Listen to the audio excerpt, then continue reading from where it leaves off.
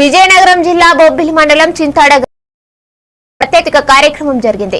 వందే మాతర గీతాన్ని రచించి 150 సంవత్సరాలు పూర్తయిన సందర్భంగా గ్రామంలోని ఆలపించింది. గీతా పాలనతో పాటు కోలాట బృందం ఆ ప్రాంతంలో కోలాట ప్రదర్శన నిర్వహించింది. దేశభక్తిని సాంప్రదాయ కళను మేళవించిన ఈ కార్యక్రమం గ్రామస్తులను విశేషంగా ఆకట్టుకుంది. వందే మాతరం గీతం యొక్క 150 ఏళ్ల గడతను గుర్తు ఈ వేడుక చింతాడ గ్రామంలో జాతీయ స్ఫూర్తిని, సాంస్కృతిక విలువలను పెంపొందించింది.